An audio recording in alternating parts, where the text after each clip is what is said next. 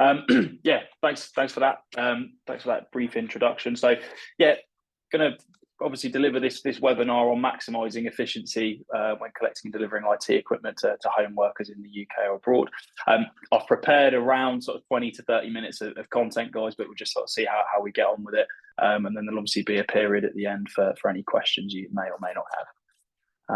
So without further ado, so bit of background, I'm Charlie Russell, Sales Director at AAS. So I joined the business back in 2016, originally as an account manager. In that time, sort of 8 years now in logistics, I've proposed a wide variety of logistical solutions for some pretty big global leading organizations. Some of those include Microsoft, Vanguard, IPG, Edelman Group, and a few others, to name a few. Obviously, we're now recently a partner with the office management group. So I don't know if any of you got a chance to come and see us at the show, but yeah, I think we were there most of the day. It was great to sort of meet quite a few of you. I think there's a couple of existing customers actually on this call I've seen just drop in there. But yeah, that's me. A little bit of background about the business. Just trying to move these tiles around so I can see my notes. So Associated Air, we've been going since 1987. The business was originally founded by two directors in response to growing demand for a more personal, responsive and reliable courier service than what was available at the time. The business was originally founded as an international courier company. This is back in the days of pretty much every passenger flight out of London Heathrow taking some form of cargo material. And of course, in the pre-email world, this was really big business for London-based companies, especially the likes of lawyers, banks, and that sort of thing that would need kind of wet signature documents and the like. Fast forward to today, AAS is a full-service courier and logistics business. So we offer international, overnight, same-day, and storage and distribution services. With a full range of those services, we handle thousands of consignments on a daily basis, with over 350 London-based companies using our services day to day. We've got our head office and primary hub where I am at the moment from delivering this webinar, which is over at London Heathrow Airport. And then we've got a sales office in St James's Square in London's West End, and then two other facilities internationally, one in Paris and one in New York. So that's us. Kind of just diving into the specifics of the webinar now. So collecting and delivering home worker equipment really wasn't something that was on our radar until the COVID-19 pandemic happened, and it just, as we all know, it completely turned London on its head. Certainly the way businesses were working, and for you guys as office managers, I've no doubt it had its challenges. So pretty much overnight, AAS went from predominantly delivering documents and small parcels to businesses, exclusively business addresses, to then all of a sudden collecting and delivering from residential addresses all over the UK and all over the world. So IT equipment like laptops, desktops, mobile phones, office chairs, even desks at one point, which obviously had its own set of challenges. The biggest difference, certainly from our perspective, and as you guys are probably finding when you're sending stuff to residential addresses, is that there's no reception. So we're often working to pretty tight time windows. There's no loading bay for us to just sort of drop in any time. Very limited printing facilities for things like labels or commercial invoices, and obviously limited packing materials. Obviously diving into that in a little bit more detail on the next couple of slides, but I mean, we've seen some pretty amazing things over the last few years. People handing over iPhones in carrier bags and all kinds of crazy stuff. A lot of the challenges that we identified during that period, and there were a lot of challenges. The primary one, again, just kind of touching on the last slide a little bit, were time slots. The various services we offer domestically, and I'm speaking for most other courier companies here as well, overnight services are great, but they're not as flexible with timings. So if we're doing a collection on an overnight service, normally that collection is going to take place any time between, say, 8 a.m. and 6 p.m. during the day. We can't really offer specific time slots on the overnight service. With same day, it's totally different. Same day delivery, we have a lot more control, a lot more flexibility. So when you've got those awkward leavers or new starters that are saying, I'm available between 3 p.m. and 3:15 p.m., That's fine. We have the capability to make that collection or make that delivery within a tight time slot like that. But the cost difference for same day services, as I'm sure you're all aware, is miles apart from an overnight service. To give you an idea, we offer overnight delivery for around £15 to £20, depending on the weight. But then, your same day up to Manchester and back to London, that could be touching £300-400 if we're running a dedicated vehicle. Other challenges we identified were carrier labels. As I say, when we've previously worked with large businesses, pretty reliably, they always have a label on because, typical company, as you guys will know as office managers, there's plenty of printers knocking about, so you can get a label sorted fairly easily. People's home addresses amazes me even still how few people have printers. So our solution to that really was negotiating a labelless collection service with DPD Group. So booking third-party collections with us, it means that the consignee or the consignor doesn't necessarily need to print off a label. They just need to write the reference on the outside of the box, and then their drivers will put the label on for them. The third thing was packing materials.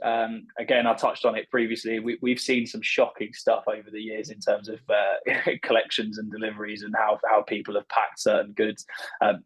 Carrier bags being probably the worst offenders. Single-walled cardboard boxes, obviously not very good for high-value IT equipment.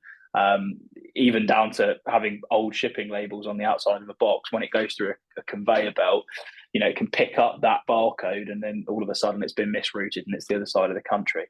So we do have a safe packing guide, which I'm thinking about it. I'll share with Elizabeth and the guys at the office management group that might be able to benefit from that, which just covers things like using double-walled cardboard boxes and making sure there's no old shipping labels.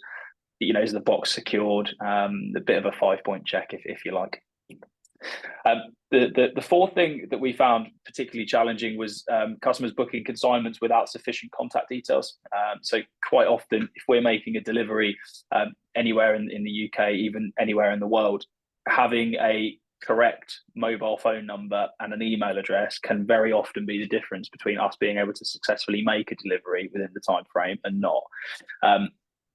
We do try and check for that stuff when the bookings are coming through, but internationally it's a lot harder because the numbers are weird, so you don't know if it's like a switchboard number or a mobile.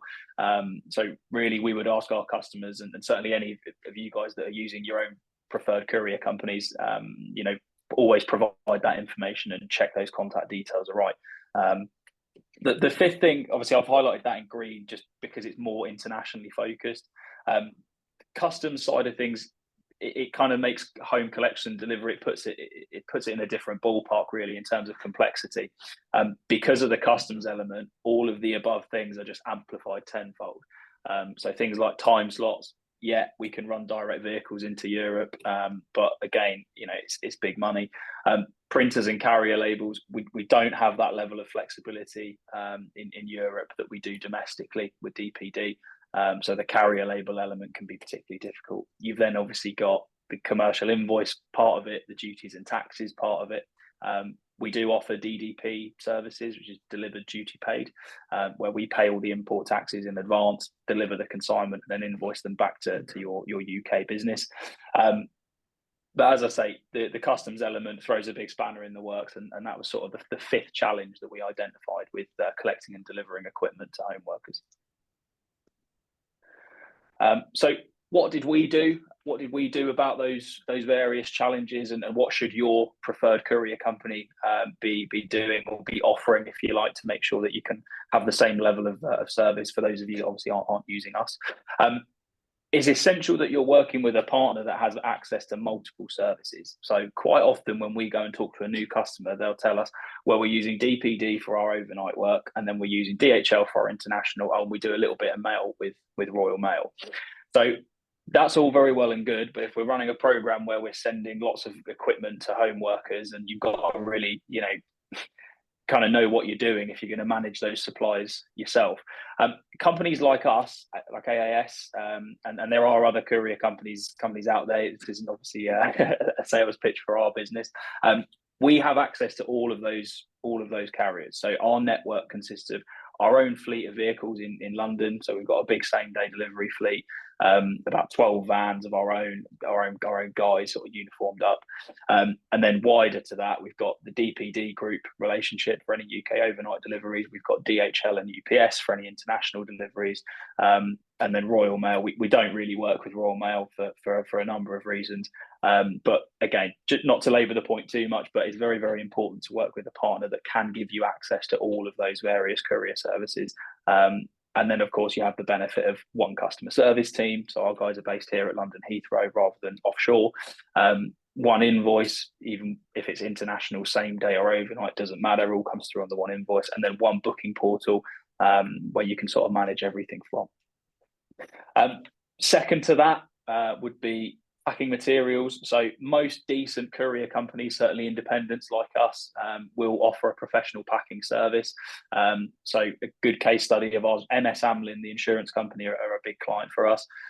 What we do with them is if they have a leaver or somebody that's just started and they need to send something back to the office, we send them a laptop box on a cheap 48-hour Yodel courier service or something. It costs them like £6-7. Send them a laptop box, which is just big enough to put in a laptop, a mobile phone, and it comes with some bubble wrap. And there's a little label in there that says, we've been engaged by MS Amlin to collect your IT equipment. Please follow these instructions.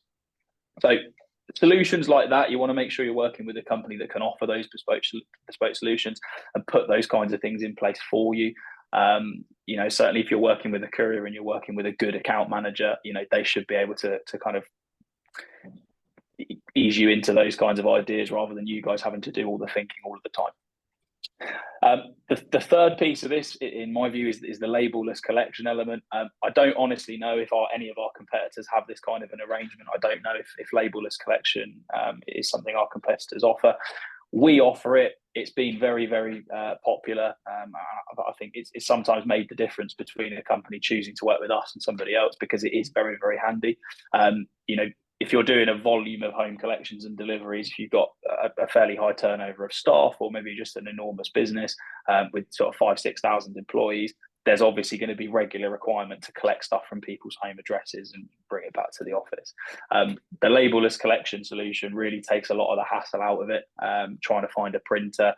Before this, we were getting requests for people to send labels on an overnight courier service at a cost of £15-16 just because somebody didn't have a printer, to then fix those labels and then pay again to have the consignments collected and brought back. So labelless collection is a big thing. As I say, if you're not working with us, I'd certainly inquire with your current courier provider to see if that's something they can sort out for you. Finally, again, just highlighted in green because it's only really relevant for internationals. The delivered duty paid service is massively popular because it takes a lot of the difficulty with customs out of it, if you like. The way that works is, let's say we're going to collect something from one of your colleagues in France. We would arrange that collection with somebody like DHL. The import taxes are calculated in advance. They're then paid by us on our deferment account. The consignment is then brought back into the UK. It's cleared very, very quickly because it's already had duties and taxes paid. And then those charges are billed back to yourselves in the UK at a slightly later point. We do charge for that. There's an administration fee for that and then a 10% deferment fee. But as I say, any decent courier company should have the facility to offer that. So definitely inquire about DDP if you are sending overseas. A few top tips. Again, I'm probably repeating myself, guys, so forgive me, but a few top tips, just things to watch out if you're going to kind of take anything really specific away from this. The first thing would be always check that the consignor is available at the property. We have it all the time where it's a he said, she said scenario where they said, I've been home all day. I did take the dog out for 20 minutes though. And then you go, well, okay, so you weren't home all day, and the back and forth continues. Very, very important to make sure that the consignor is going to be available at the property during the time that's been agreed. So if it's just a standard third-party overnight collection, they need to be available at the property between 8 a.m. and 6 p.m. They can't leave the house. If it's the same day and we've agreed we're going to pick up between 2:30 and 3 p.m., then obviously they need to be in at those times. Secondly, I think it's always important to ask if the courier needs to be aware of any restrictions. So quite often that can be things like if somebody's living in a nice housing development and then they've got like big wrought iron gates at the front, for instance, is there an access code? Are we delivering to a very rural location where we might not be able to get a large transit van down a road, for example? So just asking the question quite often, this is where people live, this is their home, so that they're going to know if there are any restrictions that a courier company may or may not need to consider. Helps us avoid things like failed delivery charges and stuff like that, because if we know, then we can obviously send an appropriate vehicle or make sure we find some level of workaround. Thirdly, obviously goes without saying, check if the consignor has sufficient packing materials to avoid any damage in transit. Those examples I gave of people sending consignments in carrier bags, invariably they end up getting broken. Not to state the obvious, but it's always better to maybe delay that collection for a day or 2 days to give the person some time to go and obtain a decent box or some form of packing material, because IT equipment, a lot of this stuff that we're collecting and delivering is high value. It's iPhones, it's MacBooks, and really these things cannot be shipped in Sainsbury's carrier bags. If there's a change of plan, just finally on the top tips, if there's change of plans that someone's not going to be home on the day of delivery, or for some reason something's happened and they need to move it, the sooner you can let the courier company know, the better it is. We would always try, we never want to be charging things like failed collection charges or waiting time or anything like that, because, we understand that people have lives to live, things happen, there can be failed collections for a number of reasons. As long as we know with reasonable notice, and I'm sure I'm speaking for a lot of my competitors here as well in the courier business, as long as we know with a reasonable amount of notice, we can make those changes, and obviously you guys can avoid any failed collection charges. So that's around 20 minutes, guys. Not quite the half an hour that I promised, but that is it from me. And if you guys have any questions, now would be the time. I'm going to start the questions. Insurance, is always the question that raises. Is it worth it? Do we need to do it? What the pros and cons about it? Yeah, sure. So great question on insurance. I didn't touch on insurance too much because it's contingent on packing. So with the best will in the world, if you insure a consignment, say we're sending an iPhone with £1,000 value, and we pick it up from an address in Surrey, for argument's sake, and you've selected to insure that consignment. If we pick it up and it's not sufficiently packed, it voids the insurance automatically. So it's worth it, yes, if you're going to follow something like our safe packing guide, which, as I say, Elizabeth, I'll share with you to perhaps circulate after this webinar. As long as you're adhering to that, and we're using brand new double wall cardboard boxes, we're ensuring that those boxes are securely taped. There's no incorrect labeling or anything like that. As long as that guide is being followed, insurance is a good option if we're sending high value. From a commercial perspective, and I have had this conversation with some pretty big companies on things like transit insurance, if we work on the basis that I'm speaking about our stats here because I can't speak about my competitors, our stats for on-time delivery are 99.8% annually. So of how many parcels have we moved last year? Around 100,000 consignments we moved last year. Only 0.2% of those consignments were either late, damaged, or lost. So if we're working on the basis we're sending, say, 10 laptops a month, and we're charging you 2% of the value of the item, so just to be really general, let's just say £20-30 a throw, there's obviously an argument to say, well, we might be better off saving the money on insurance premiums, accepting that there's a very small chance we might lose one laptop a year. But overall, you're going to come out on top. Something like that is best kind of dealt with on a case-by-case basis, but I hope that kind of answers your question.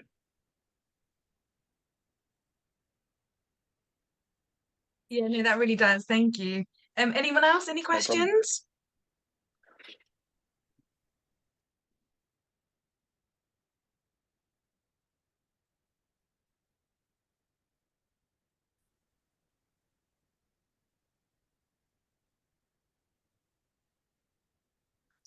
I was obviously very thorough.